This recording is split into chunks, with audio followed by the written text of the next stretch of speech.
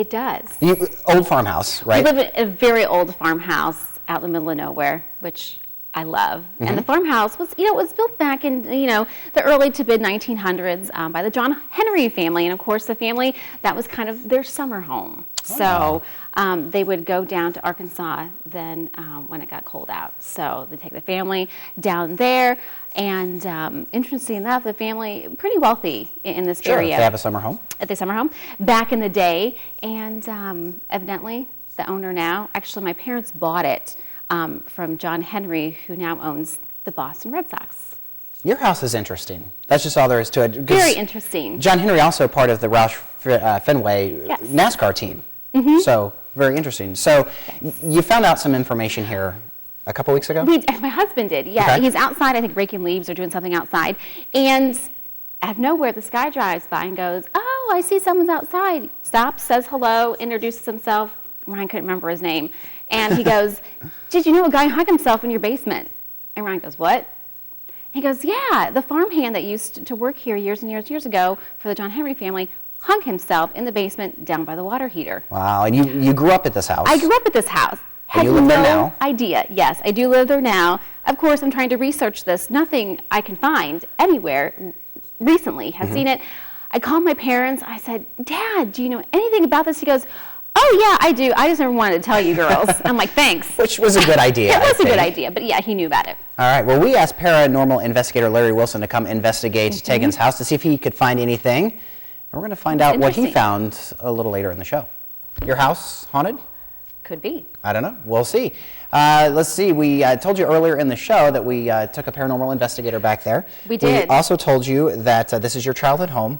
I grew up here. Didn't notice anything too much when I was a kid, except for the water would just drip every once in a while. And the upstairs house in the bathroom. The house is built in the 30s, you said, right? 20s, 30s? Yeah, 2030s, yeah. In the Depression era. In the 50s, a farmhand hung himself in the basement. Didn't find that out just a few weeks ago. And there you go. So then we found our friend, paranormal investigator Larry Wilson. We said, hey, actually Larry said, "Hey, I'll come check it out for you." Check it out for me. Please let me know. So Tegan, myself, and Larry went ghost hunting. And here's what we found.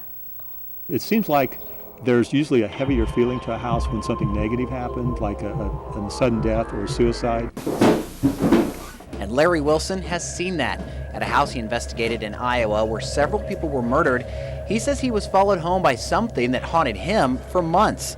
So here we are in a house where a known suicide happened 50 years ago. Let's find out if that spirit is still around. We use some pretty typical paranormal investigative equipment, an EMF detector which picks up fluctuations in magnetic fields. Some of the theories are that when spirits manifest, there's an increase or a higher vibrational level, which also causes an increase in magnetic fields. EMF here, we've got a spike as high as 2.0. Larry also checked for temperature changes, looking for cold and hot spots. I've been in houses where you'll get even up to a 60-degree fluctuation for just a short period of time, and there's no reason, for that. So that gives you kind of an idea if there might be something going on in that area. We found a slight temperature fluctuation right here in the basement. The EMF detector also hit just slightly. And it seemed to be in a location where, at least it's believed that possibly located where the actual suicide took place. So that kind of gives a little more weight that there could be something going on in that spot. Is this enough to confirm a spirit? Absolutely not. But Larry also set up video and audio equipment, and we asked a series of questions. Are there any spirits present here today? It wasn't until a couple of days later, Larry texted and said he found something. Listen to this. Listen again. Larry thinks it's a male voice that says, "Eddie says, who are?" Listen again. It was deduced this voice came from Larry's audio recorder he left upstairs.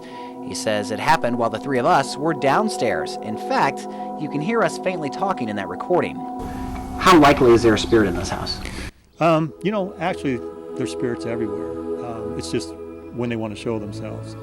And when you walk into this house, you don't get a bad feeling. You don't get an eerie feeling. It feels lived in. It feels warm.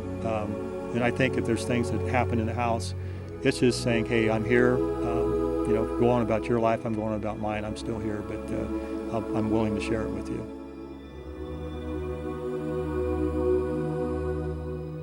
So, ma'am, who was Eddie? Don't know. Don't know. I mean, Don't you know weren't who able to Eddie find out is. if this was the farmhand. I just went online and just researched. I probably need to head down to the courthouse and kind of go through the archives to see. You may not want to. I don't It would freak know. me out, I think, if you came back in and said the dude who hanged himself was named Eddie, or... Edward? You know, but Eduardo? Yes, but Who knows? I'm not superstitious like that. So Yeah. I don't know. Although my husband gets a good kick out of this. I bet. So you guys are okay with this? I'm totally okay with this. Okay, and- Yeah, I've grew up there my entire life, so I'm not too scared. Ryan likes to joke around about it now, though. Yeah. Is there, have you noticed anything different No. since we've No, done this? not at all. See, I wondered Not if at him all. being there would kind of spur Eddie to kind of Yeah. think that it's okay if he were to come out and say, hey, I'm Yes. here. Nope, haven't noticed anything different before he came there, after he came there. Wow. Good. Yes, that is good. Good roommates then. Yeah, apparently we are, because I've gotten along with him for 30 plus years. So He puts down the toilet seat and pays his rent on time. you know what? That is good. And as long, you know what? Maybe I could teach him to do laundry. Yeah, there you go. I He's down could there, make might him as well. useful. I know, he's in the basement. We can do laundry, and maybe he can feed the furnace every once in a while, too. There you go. Good. I hope he's not watching, and now he's going to get mad at you already there. I know. All right, so work, Eddie. I'm glad that Eddie is not scary for you, and the Halloween forecast No. you've put together is not scary for It's anyone not out so there. scary It's very either. pleasant.